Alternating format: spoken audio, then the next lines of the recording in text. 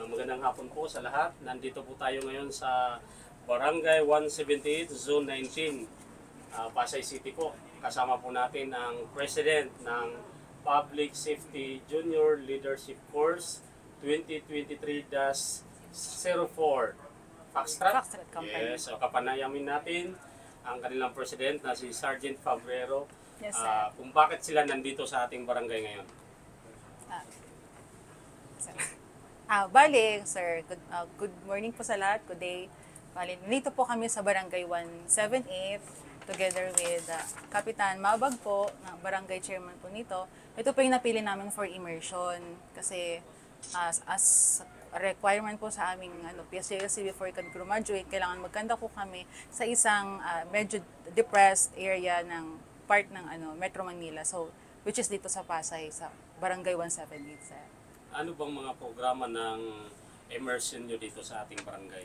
Ang mga programa, sir, na tulad ng kinandak namin kanina, which is napapanahon naman, nagbigay lang po kami ng konting lectures regarding sa heat stroke, heat wave, ano ang dapat nilang gawin if ever na maka-experience po sila ng mga pagkahilo, kasi sobrang init po dito ngayon sa bansa natin.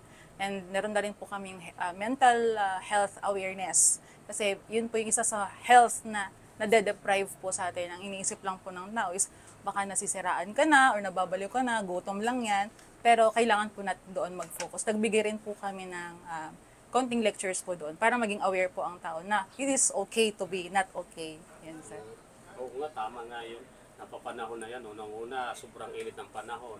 Pangalawa, yung bagong batas natin tungkol sa mental health. Yes, sir. Ngayon naman, kapanayamin natin ang ating butihing barangay chairperson, Honorable Virgilio D. Mabag. Kung anong masasabi niya sa programa ng ating mga kapulisan na nandito ngayon sa kanyang barangay. Okay naman. Napakaganda na yung ating kapulisan kasama ng mamamayan sa iba't ibang aktibidad, nagtuturoan, tinuturo yung mga dapat malaman. Yung mga tao din naman nakikinig, at the same time, nakakatulong ito para kumalma, ma-at ease yung ating mga kabarangay, yung ating mamamayan sa kapulisan natin.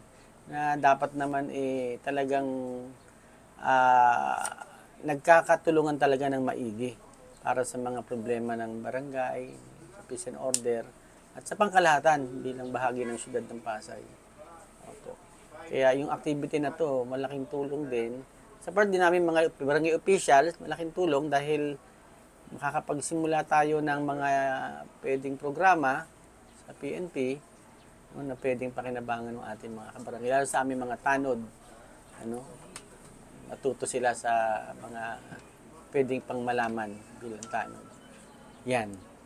Yan ang Makakaasa po kayo, Kap, na ang ating kapulisan po sa pakikipagtulungan po sa ibang ahensya at ibang unit, ang pamunuan po ng Pasay City Police Station ay hindi po hihinto bagkus ipagpapatuloy po natin ang ating mga programa, lalong-lalo na dito sa inyong barangay. Salamat po. Salamat. Salamat din sa Salamat. PSGLC 2023-04 Foxtrot Company. Thank you, sir. Thank you. Thank you, sir. Salamat. Okay.